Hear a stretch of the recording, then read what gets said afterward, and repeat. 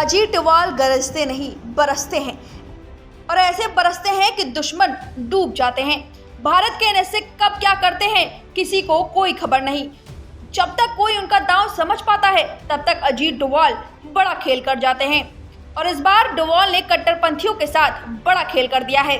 दरअसल दिल्ली के India Islamic cultural centre में एक कार्यक्रम आयोजित किया गया।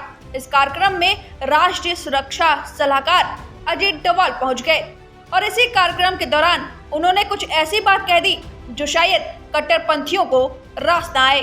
अजीत डोभाल ने देश में मुस्लिम आबादी और कुरान पर बड़ा बयान दिया है। डोभाल ने इंडिया इस्लामिक कल्चरल सेंटर में आयोजित प्रोग्राम में क्या कुछ कहा, चलिए जानते हैं। अजीत डोभाल ने कहा, भारत विविधता से भरा देश है। भारत सभी धर्म को स्पेस देने में सफल रहा है। हम दुनिया में दूसरे सबसे ज्यादा मुस्लिम आबादी वाले देश हैं। हमारे देश की मुस्लिम जनसंख्या इस्लामी सहयोग संगठन के 33 सदस्यों के बराबर है। उन्होंने कहा कि पवित्र कुरान विविध पृष्ठभूमि के लोगों के बीच एकता और समझ के महत्व पर जोर देता है।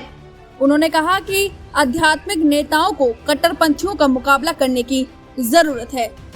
और आपको बता दें कि अजीत डोभाल जब ये सब बोल रहे थे तो उस दौरान प्रोग्राम में मुस्लिम वर्ल्ड लीग के महासचिव शेख डॉक्टर मोहम्मद बिन अब्दुल करीम अल इस्सा भी मौजूद थे, और उन्हीं के सामने एनएसए अजीत डोभाल ने आगे कहा, भारत सरकार दशकों से आतंकवाद का शिकार रहा है।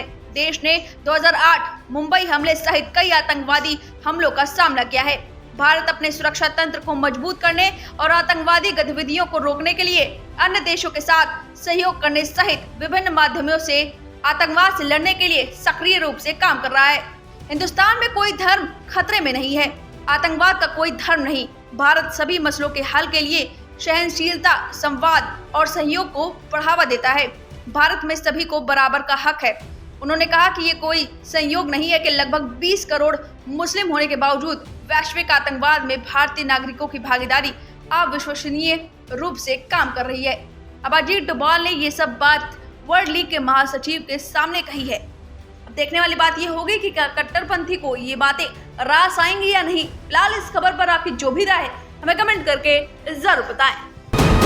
वीके न्यूज, राष्ट्र के नाम।